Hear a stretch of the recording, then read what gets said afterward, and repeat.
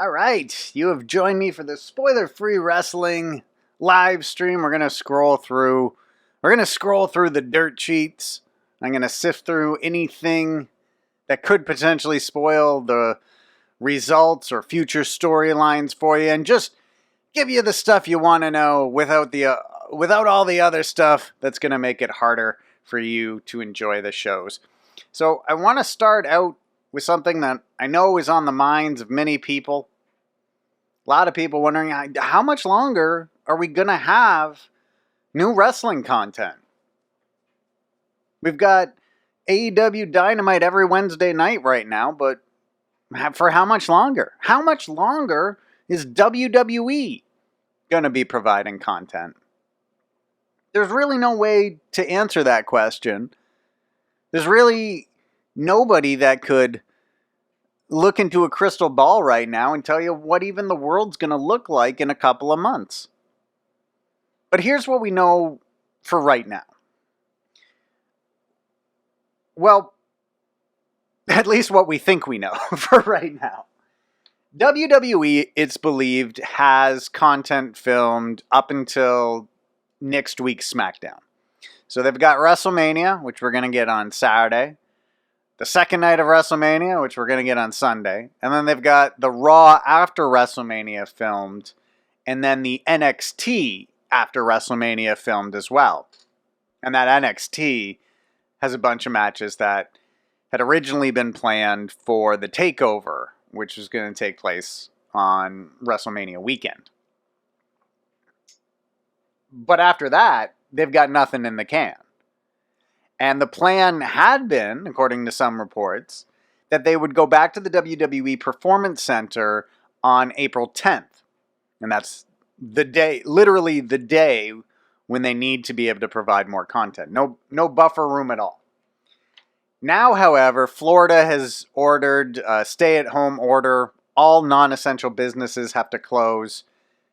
It does not appear as though WWE is going to be able to film matches, film segments on April 10th like they had planned. Now, in the case of WWE, they can basically just air old matches. They've got such an extensive video library that they can just air old pay-per-view matches. They can have some people send in promos that they just filmed at home. And that'll be basically how they provide new shows during the pandemic. During this period where non-essential businesses aren't being allowed to function. As for AEW, now the reports are that they have done a significant amount of filming this week in Georgia, in QT Marshall's gym in Georgia, and that they were filming, and this was, we have a YouTube video up about this. They were filming up until midnight last night, trying to get as much content in the can, on tape, as they possibly could. And what's being said is that they've got enough to carry them out until mid-May. What happens after mid-May if some of these restrictions aren't lessened? Who knows? Who knows what the world's even going to look like in mid-May? But that sounds like, hey, we've got 5, 6, maybe even 7 weeks of Dynamite to keep us going for a little bit. And these are, it was described as storyline advancing matches that they've filmed. Now, some of these matches, it's being reported, could air on Dark. However, if restrictions aren't lessened in the coming weeks that would allow the AEW to film, then those matches would be put on Dynamite to help eat up some time on those shows. AEW also has a pay-per-view scheduled for May 23rd in Las Vegas. Who knows? Who knows? So it sounds like they've got filmed content leading all the way up until that planned pay-per-view. Now, will they be able to go ahead and have that pay-per-view? Who knows? Nobody knows. There's nobody that could possibly know what's going on around May 23rd. Certainly doesn't look like it looks like May 23rd might be a little bit of a optimistic thinking in terms of when they could have something like this again. And it's an interesting time. What do you say? You know, it's AEW's in this spot where they don't have the extensive library that WWE has. So just putting old matches over top of new promos filmed in people's houses is not really an option for them at this point. They've got All Out, they've got Full Gear, they got Revolution, they had Fyter Fest. You could throw those matches on there. You can throw matches on from old Dynamites as well. It's just, you feel for AEW as they just started this show back in October. And 6 months later, everything's got to shut down. And all that momentum that they'd built, I mean, who knows, you know? We could find ourselves when this virus is all over and the world is finding a new normal to grow into, one that hopefully includes large gatherings. I mean, think of that first event back. How amazing that's going to feel for everybody. You know? I mean, for the world at large, obviously the big events that, sporting events or concerts or, parades or however people like to gather, those first few events that come back after this whole ridiculousness passes are going to be they're going to feel great. It's going to feel like we've been released from prison. We've got our lives back. But who knows when we're going to get that? We could be dealing with, even if AEW and WWE are able to get back into the studio, we could be dealing with empty arena shows for some time. And it's better than nothing. I will take empty arena shows over nothing. Because let me tell you, like I'm sure many of you are, I can't go anywhere. And you need something to occupy your time. And knowing that there's wrestling to follow at least gives you some normalcy. Or at least for me, I'm finding, gives me some normalcy. And I know for sports fans, because I come from a family of diehard sports fans, and the fact that there's no sports on is the biggest world-changing part of this sport. That's the part that affects their lives quite. Obviously, not the most. Concern for those around you and your friends and family and stuff. That's the most. But not having sports is a big deal. And getting them back is going to feel really, really good when we get to that point. But in the meantime, these empty arena shows, I'll take them. I'll take them over nothing. And we're going to have at least till mid-May, it sounds like, for AEW. WWE, not sure. WWE could be experiencing its first off-season ever post-WrestleMania 36. If they're not able to get into the Performance Center on April 10th, which it sounds like they're not going to, I think we're looking at just the re-airing of old matches for WWE. But that's not all that's going on in the wrestling world. I mean, that's a big thing, obviously, that's going on in the wrestling world. But let's take a look at some of the other things that were going on. Let's take a look at AEW and NXT from this Wednesday night. So Dynamite now is being built all around the TNT Championship Tournament. And we got the full brackets for the TNT Championship Tournament now. They announced the first half of the brackets on Dark. And so they announced Cody versus Shawn Spears and Sammy Guevara versus Darby Allin. And both of these matches are rematches from previous pay-per-views. Cody defeated Shawn Spears. Remember they did that whole thing where Spears became the chairman of AEW, not to be confused with the chairman of WCW, which was La Parka.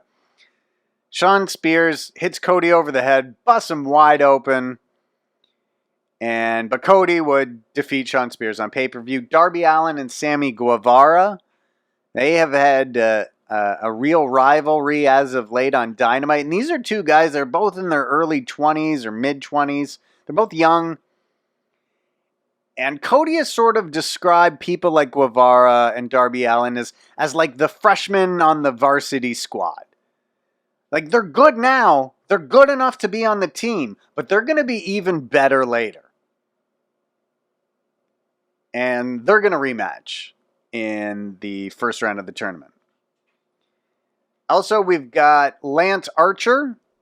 He's going to be going up against Colt Cabana in the first round of the tournament. And Lance Archer, of course, he's managed by Jake the Snake Roberts. Doesn't look like Jake the Snake is going to be on hand during the empty arena shows. Jake's had medical issues in the past. He doesn't need to be flying around anywhere. But we can still get those cool promos from Jake. Just film it on your phone, send it in. And the other half of the brackets for the TNT Championship, or the last match there, is Kip Sabian going up against Dustin Rhodes. And that's a match that's kind of hard to call. You know, Dustin Rhodes, obviously, big name in AEW, but Kip Sabian, probably another guy that you would consider a junior on the varsity squad. Like, he's good now, but he's going to be even better later. And so that's the 8 that we've got for the TNT Championship Tournament. Cody, Shawn Spears, Sammy Guevara, Darby Allin, Dustin Rhodes, Kip Sabian, Colt Cabana, Lance Archer. I think really anything that could happen here on the left side of the bracket, because it's 2 rematches, I think really, I mean, some would say, well, Cody's got to be a top pick to go to the finals of this tournament. Hey, we saw in the tag team tournament, the tournament they had to declare inaugural tag team champions, the Young Bucks lost to Private Party in the first round. AEW is not opposed to throwing in some real upsets in there. And for that reason, you kind of got to say, well, aside from Lance Archer, who has got to be considered a heavy favorite against Colt Cabana, 3 out of the 4 first round matches, you know, I could see anybody winning. Cody, I guess, would have to be the heavy favorite over Shawn Spears, but all the same, Cody's already beaten Shawn Spears. Maybe Spears conjures up some devious plan with Tully Blanchard before going out there and executes it, and maybe Shawn Spears beats Cody. That could happen. Who knows? And then the finals of this tournament is set to be at Double or Nothing on May 23rd. Hopefully we get a pay-per-view in Las Vegas on May 23rd, or hopefully we get a pay-per-view whether it's an empty arena or not. I'll take an empty arena pay-per-view. That's fine. It's better than nothing. And so let's just run through. There's 4 matches on Dynamite this week. It was filmed from the quote-unquote undisclosed location, which is believed to be QT Marshall's gym in Georgia. So it started off, Kenny Omega and Trent had a match that almost went to a time limit draw. With less than a minute left, Omega hits the one-winged angel on Trent. So this is one of those matches where Kenny Omega won. He gets the W. He gets the W on his record now. So he goes to 3-0 in 2020 so far. But Trent ups his stock a little just by taking him to the limit. And you say, oh, well, you know, Trent's a tag team guy. It's like, well, right now, so's Omega. Omega's one half of the tag team champions. So maybe that's part of why we were getting this match. Singles match between one half of the tag team champions and another guy who's in a big tag team. Anyway, great match. Much closer, I think, than a lot of people would have predicted. I think a lot of people would have said, oh, maybe Omega's going to run away with this one. You know, but Trent took him to the limit, down to the final minute. The next 2 matches on Dynamite weren't quite as close. Hikaru Shida defeated Ana Yavi. I'm probably butchering the pronunciation of that last name. I apologize. And so Hikaru Shida now, they mentioned this on commentary, she's been the number 1 ranked woman in this division for some time. Nyla Rose hasn't been on the shows since they went to an empty arena format, so probably the case where we're not going to see the AEW Women's Champion for a while. It seems that way anyway. It could be wrong. We could see Nyla Rose. Nyla Rose could have been at the tapings in Georgia for all I know. A lot of things really kept secret about those. Not that we would admit to them anyway, hence the spoiler-free wrestling part of our name, but haven't seen Nyla Rose around, so, I mean, Hikaru Shida could be the top person in this division until she's able to get a title shot, and who knows when that's going to happen. But Hikaru Shida is sort of the top spot in the women's division for the people that are there. And she got the win over Annie Yavi this week. Don't think there was a women's match at all last week. And they've got a lot of women in the division that I think it's just difficult to get to the shows. Looking at the top of the division, like Yuka Sakazaki, Riho, there's a bunch of people who just aren't going to be able to get to the shows because of travel restrictions. B. Priestley, she's not going to be able to get to the shows because of travel restrictions. I mean, Britt Baker's there. She was beating up people with a shoe the other day. So, Penelope Ford, she's also at the tapings. So, we'll see. We'll see what happens. We'll see who Shida gets matched up with. We could see maybe Shida versus Sakazaki in the future. But it does kind of create this interesting thing where, the champion of this division isn't going to be available for some time. We don't know when they're going to be available. It'd be great if we could get these shows being filmed again in May, but who knows what things are going to be like in May, and I don't think we should overly have our hopes up. The third match on Dynamite, Lance Archer just ran through Marco Stunt. Just threw Marco Stunt around like he was a rag doll. And this, of course, leading to Lance Archer entering the TNT Championship Tournament. Archer is going to square off against Colt Cabana in the first round. And that match has been announced for April 15th. Also announced for April 15th. And they showed a video of this. Whoa. Sorry. They showed a video, like a video promo where they interviewed Moxley. And we're going to get an empty arena match, because they're all empty arena matches now, in 2 weeks. And this one's going to be coming from Jacksonville when they were back filming at Daly's place.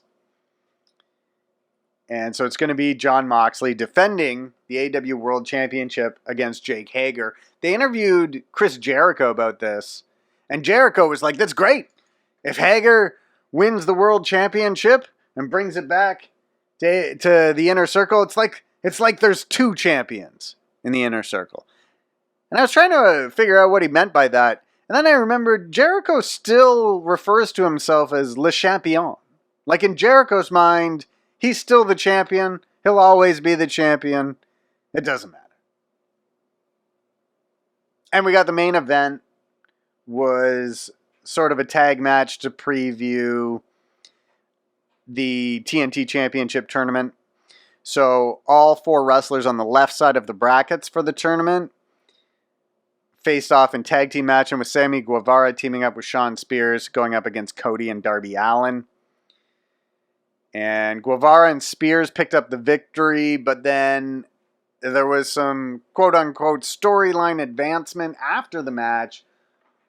Cody was trying to pick up Darby Allin, and you could kind of see like Cody's sort of acting like the vet who's looking out for the young guy, Darby Allin. He was trying to pick him up like, no, don't worry about it. We did good. Come on. Hey, hey. Well, he didn't say it like that, but you get what I mean.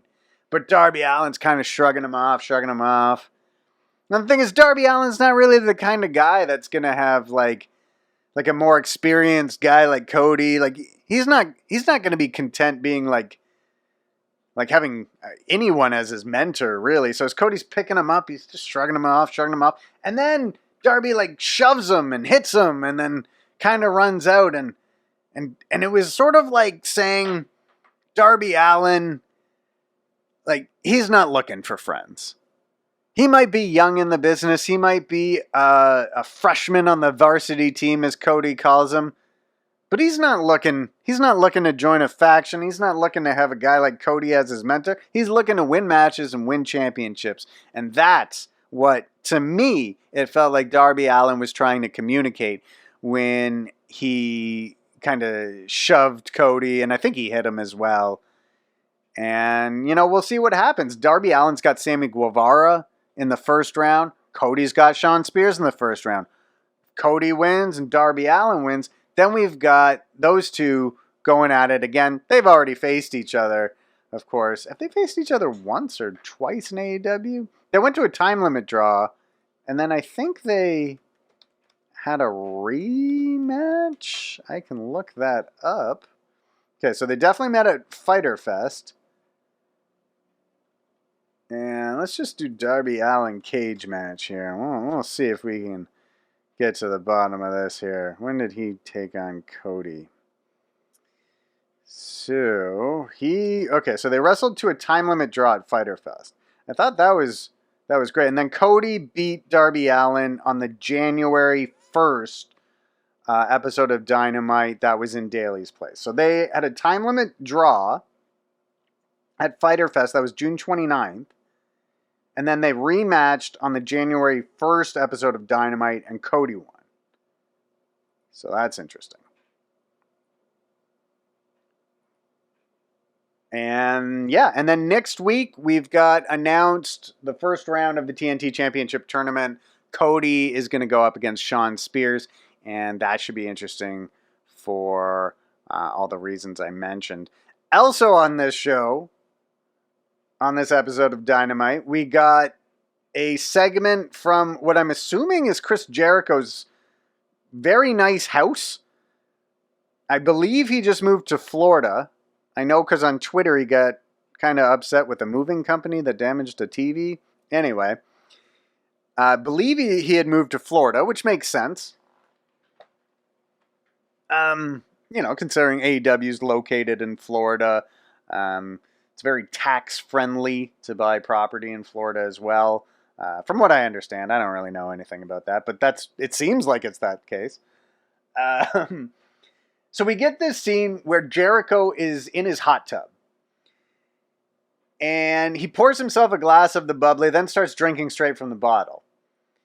But what threw me off a little bit is he gets out of the hot tub and he's wearing pants. Like full pants. And it really got me thinking to how funny Jericho is when he's allowed to do whatever he wants. And if you're following the Greatest War podcast that I do with Jeff Moss, we're watching 1996 Raw and Nitro. And I don't think we've published this episode yet because we just recorded it last night. But Jericho debuts on the Nitro that we just watched. And it got me thinking about Jericho's run in WCW and how awesome it was. It gets kind of downplayed a fair bit because if you listen to Jericho in interviews, he always talks about how, I was never allowed to go beyond a certain level in WCW, which is true. I mean, he never really got beyond mid-card. But the stuff that he did in WCW's mid-card was great, and a lot of it was really funny. If you remember, he brought on that guy Ralphus as his bodyguard, who was sort of a comically looking guy, not sort of the kind of guy you would want as your head of security. And he would do stuff like where he did a Monty Python satire or ripoff where he couldn't find, or no, not Monty Python. What's the heavy metal band that was like, oh my God. The joke comedy heavy metal band. He did a Spinal Tap. He did did sort of a spoof on Spinal Tap where, he couldn't find his way to the ring. And now in AEW, he does a lot of really funny stuff too. And this video, this segment on Dynamite was a perfect example of that. He's, in his hot tub, gets out, he's in pants. Then Vanguard 1 shows up. He tries to get Vanguard 1 to join the inner circle. So he just takes like a little, not even a kid-sized t-shirt, like a baby-sized t-shirt for the inner circle. And he just tries to hook it on this sort of hook that Vanguard 1 has set up, and then Vanguard 1 takes off without the shirt, or with the shirt, and this enrages Jericho, who says, "Release the hounds!" And these very non-threatening dogs that I assume are just his dogs, his family's dogs, run out and chase after Vanguard 1. And I thought for the nearly 20 years that Jericho was in AEW, we would never, or WWE, we would never get stuff like this. If he was a bad guy, if he was a heel, nothing funny. Nothing funny. And there'd be nothing that was sort of fourth wall breaking. It's a little fourth wall breaking, when you got a guy trying to get a drone to join his faction, and then he's seriously releasing these non-threatening, I can see where some people would be like, I don't like this. But if you find Jericho hilarious, then this was hilarious. Much like when he, in the build-up to the pay-per-view against Cody, and Cody did this dramatic video where he kisses Brandy and gives a very serious take on how much this match means to him. And then Jericho just spoofed it shot for shot the next week. And instead of for the shot where Cody gives Brandy a kiss on the cheek, Jericho just gives Sammy Guevara a kiss on the cheek. It was Jericho without the handcuffs on is so fun to watch. So fun to watch. And this segment where he tried to get Vanguard 1 to join the inner circle, a perfect example of it. And Jericho's the only guy where, remember, there was, I think it was the last show before they had to go to the empty arena format. And Jericho came out and he's getting the crowd to boo him. The crowd's booing him. And then he made a promise that if Jon Moxley can make it out to the ring tonight, then Jericho will leave AEW for 2 months. I can't remember how long he said, but it was a specific amount of time. If Jon Moxley can make it to this match, I'll be gone. Or something like that. And when he announced this, the fans kind of they didn't react to it. They didn't cheer. They were oh, they'd been booing him. But then when the idea of him not being around for 2 months came up, they didn't like that. They were no, we're going to boo you, but we want you to keep showing up every week. Jericho's the only guy I can think of off the top of my head who can do that. He can get you to boo you while deep inside you like watching the guy. And maybe it's for stuff like this. We'll see. But let's move on to NXT. And NXT this week had one match that was definitely must have been planned for the TakeOver WrestleMania weekend. And that was the NXT North American Championship match. Keith Lee going up against Dijakovic and Damian Priest. But there was some other stuff here. Velveteen Dream defeated Bobby Fish. And afterwards, he called out Adam Cole. And this goes back to when Velveteen Dream had a steel cage match with Roderick Strong. Through some shenanigans, Dream threw Roderick Strong out of the cage, locked himself in the cage with Adam Cole. And so that, through the magic of pro wrestling, has now put Velveteen Dream in contention for the NXT World Championship. And so Velveteen Dream was able to further his cause by beating the Undisputed Era's Bobby Fish in this match. Then we had Dexter Lumis. Dexter Lumis, very much reminiscent of just Dexter from Dexter, the Dexter character from Dexter. That's Dexter Lumis. And very creepy.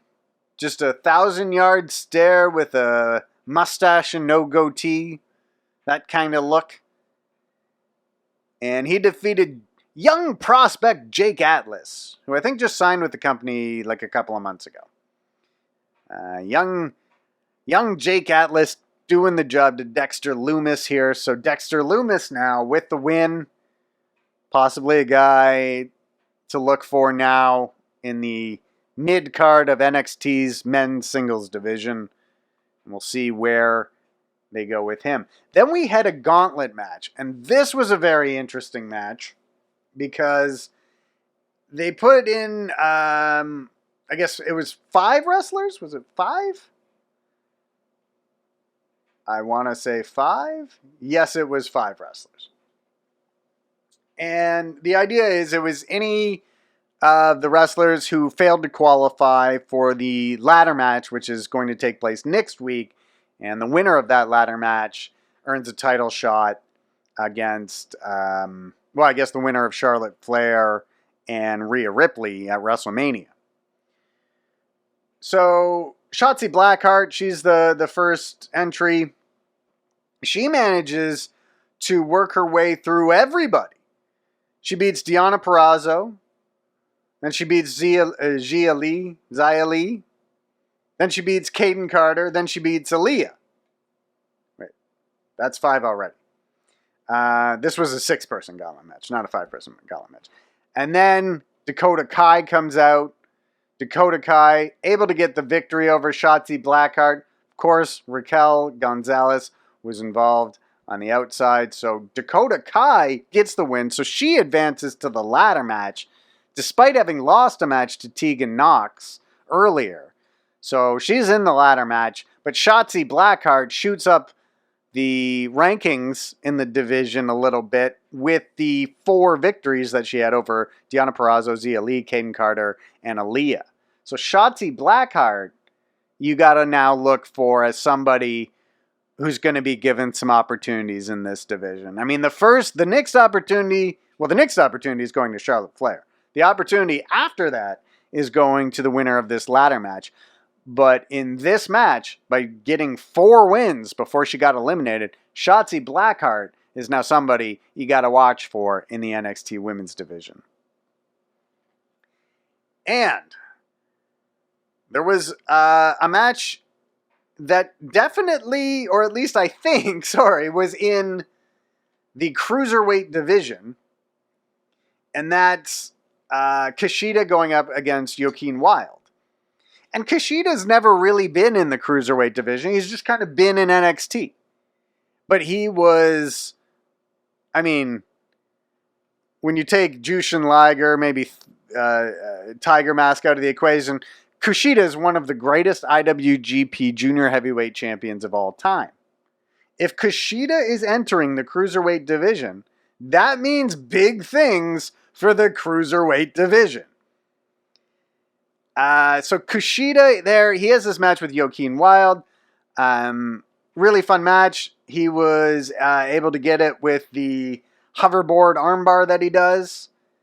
And later, actually I don't know if it was announced on this show, but it's been announced that Kushida is going to face Danny Burch on 205 Live this week.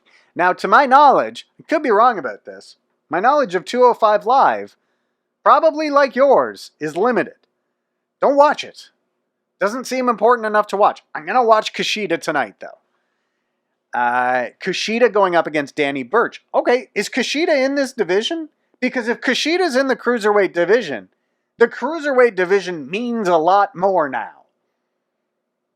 We've got Jordan Devlin's the champion from NXT UK. So unfortunately, you know, who knows what's going on with the NXT UK brand or when we're going to be able to see Jordan Devlin next. But if Kushida is now a 205 Live guy competing in both the Cruiserweight division in NXT and on 205 Live, I think that's, one, it gives Kushida something to do. And I don't know if Kushida's done anything since being in NXT. He has matches, then he goes away for a while. Maybe this is the start of a run for him on 205 Live. After the match, there was a happening as it concerns Kushida's opponent in the match, Joaquin Wilde. Joaquin Wilde was out in the ever dangerous NXT parking lot, and he was abducted by a van full of luchadors. And a similar thing happened to Raul Mendoza not too long ago. And a similar thing happened to Samoa Joe when in TNA Wrestling. At one point, my memory is failing me a bit here, but I believe Samoa Joe was abducted by a team of ninjas. That sounds like terrible, but also something I'd like to see. So anyway, we've got Joaquin Wilde was abducted by a team of luchadors. He's now the second person that this has happened to. So what's going to happen with these guys? Are they going to come back as a stable? Are they going to come back and feud with their kidnappers? Who knows? Is Raul Mendoza okay? There's been no mention of him. Nobody has updated us on, has there been a ransom set for his release? Has there been a police investigation? What's happening with Raul Mendez? When will we find out if Joaquin Wilde is okay? All right, and then we had the big triple threat match for the NXT North American Championship. And they said before this match that this is a takeover worthy match. And I don't think there can be any doubt about that at all. Keith Lee, one of my favorite guys to watch in wrestling right now. Dominik Dijakovic, Damian Priest is three really big guys that can have really fun matches, and that is exactly what we got here. It would have tore the house down on a takeover, I'm sure.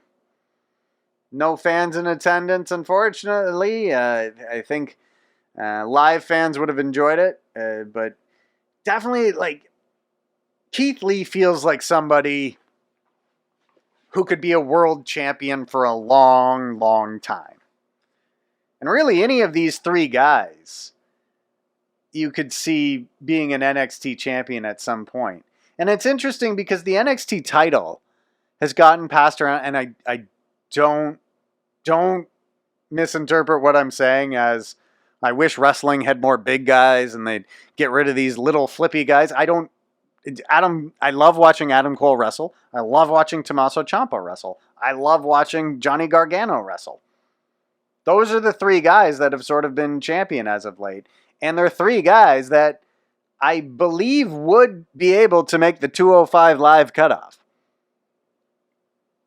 But these were three heavyweights in the NXT North American division here. So it's just kind of interesting. If this was main roster WWE, the roles would be reversed, right? It would be Keith Lee, Dijakovic, and Priest would be wrestling for the world title. And anything Ciampa and Gargano did would be for the North American title because, they'd want it on the bigger guy. Well, obviously in recent years, WWE is not as much like that. It used to very much be the case that they wanted the biggest, most dominant looking guy to be the champion. And that's why you had guys like Ultimate Warrior as the world champion for a while. So the end of this match came. Damian Priest tried to use a nightstick. Dijakovic went to go give him a knee to the face. Priest blocked it with the nightstick, and that allowed Keith Lee then to hit his jackhammer for the win, and he retains the title. And Keith Lee, I think we could be looking at Keith Lee as this North American champion for a very long time. I almost wonder if Keith Lee might pull the old Ultimate Warrior where he holds the one title, in the Warrior's case, the Intercontinental title, in Keith Lee's case, the North American title, and he just holds that until he's cleaned out the division, and then he's able to go on and win the world title on a big show. That would be great. Well, it'd be great if you're a Keith Lee fan. And I think from the sounds of it, there's lots of people that are. As for the shows going on tonight, SmackDown, John Cena is going to respond to Bray Wyatt's proposal for their match at WrestleMania 36 to be a Firefly Funhouse. The Usos and the New Day are also going to be on Miz TV. And, of course, that's building up to the Triple Threat ladder match at WrestleMania. And then on 205 Live, we've got Kushida versus Danny Burch. I'm just checking to see if they've announced anything else for tonight's 205 Live. Yeah, Tyler Breeze is going to take on Jack Gallagher. Tyler Breeze, who scored a victory over Austin Theory, not this week, but last week on NXT. Austin Theory was trying to live vlog or take a selfie or something, and Breeze took advantage, scored the win there. Then, of course, after today, Saturday and Sunday, we've got WrestleMania 36.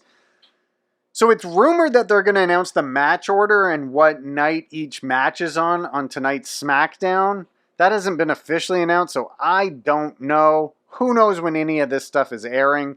But there are 16 matches planned for these 2 nights. Just running them down quickly. Otis versus Dolph Ziggler. That's based on this angle where Otis is in love with Mandy, but Dolph is the handsome, popular guy at the school who gets the pretty girl, and everybody has sympathy for Otis. Then for the WWE Women's Tag Team Championship, the Kabuki Warriors, Asuka and Kairi Sane, going up against Alexa Bliss and Nikki Cross. They've been building to this on episodes of SmackDown. Also from SmackDown for the Intercontinental Championship, Sami Zayn is going to defend the title against Daniel Bryan. This match came about. Daniel Bryan's been feuding with Sami Zayn's faction. Like, if you're not watching SmackDown, Sami Zayn sort of has a faction where Cesaro and Shinsuke Nakamura, he's aligned with them. Daniel Bryan's now aligned with Drew Gulak. And there was a match on SmackDown where the stipulation was if Drew Gulak could beat Shinsuke Nakamura, then Daniel Bryan would get a title shot against Sami Zayn's Intercontinental title. And Gulak won with sort of a sneaky roll-up there. And so now Daniel Bryan will get the IC title match. Edge versus Randy Orton in a last man standing match as Edge returns to pro wrestling. Elias will be going up against King Corbin. That's also been building on SmackDown. Aleister Black will take on Bobby Lashley. That's 2 guys from Raw.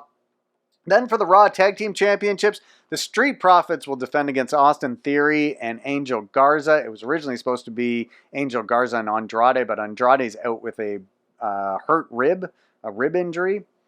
We got a triple threat tag team ladder match for the SmackDown Championships. Miz and Morrison to defend against New Day and the Usos. In a singles match, Kevin Owens versus Seth Rollins. In a Boneyard match, Undertaker versus AJ Styles. Then for the SmackDown Women's Championship, Bayley is set to defend her title against Lacey Evans, Naomi, Sasha Banks, and Tamina. Maybe, just maybe, the storyline here is Sasha Banks with the chance to win the SmackDown Women's title, but to do so, I mean, she'd have to beat Bayley. But this is an elimination match. I think that's important because Bayley and Sasha Banks can then team up against Lacey Evans, Naomi, and Tamina. Now Naomi and Tamina, I believe, were, or Tamina just showed up on SmackDown, I think, for like the first time in many, many months. And so she's in this match here with a chance to win the SmackDown Women's title after being, off TV for some time. Then very likely we'll have a Firefly Funhouse match. John Cena has to first accept Bray Wyatt's challenge, which he's scheduled to do on SmackDown tonight. But hey, who knows?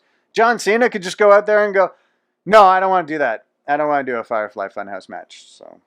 So I don't know. So it could just be a regular match. We'll have to see what John Cena says about it tonight. For the Raw Women's Championship, Becky Lynch set to defend against Shayna Baszler. An interesting stat on this. Becky Lynch, she won the Raw Women's title at WrestleMania last year. I don't know when the last time somebody went from WrestleMania to WrestleMania with a world title was. Probably it was CM Punk. Maybe AJ Styles did it. AJ Styles had one really long run with the title as well. But rarefied air in the modern era to go from WrestleMania to WrestleMania with just one person holding a world title like the Raw Women's Championship. Of course, you also have the SmackDown Women's Championship, which she won at WrestleMania last year too, but she lost that. Goldberg versus Roman Reigns. Although Roman Reigns has said on social media that he's had to pull out from WrestleMania. So what this means for this match, no way of knowing. Likely they'll address it tonight. Brock Lesnar is set to defend the WWE Championship against Drew McIntyre. Very interesting. What could happen there? We'll see. I mean, just because Drew McIntyre won the Royal Rumble, there's been numerous Royal Rumble winners to not win the world title at WrestleMania in recent years. Perhaps the most disappointing of which was Shinsuke Nakamura. I remember when Nakamura won the Royal Rumble, I was like, finally Nakamura is going to be the world champion. Well, that seems like a lifetime ago. Nakamura didn't win the world championship, and now on this year's WrestleMania, he will be managing Sami Zayn in a match for the Intercontinental title. And then for the NXT Women's Championship, Rhea Ripley will defend against Charlotte Flair. That's the lineup for WrestleMania, and that is more or less everything that's been going on in the world of wrestling for today. Thanks so much, guys. Don't forget to subscribe to our YouTube channel. You can also check us out on Facebook. I think we're on Twitter. Lots of other things. SpoilerFreeWrestling.com. Thanks again, everyone.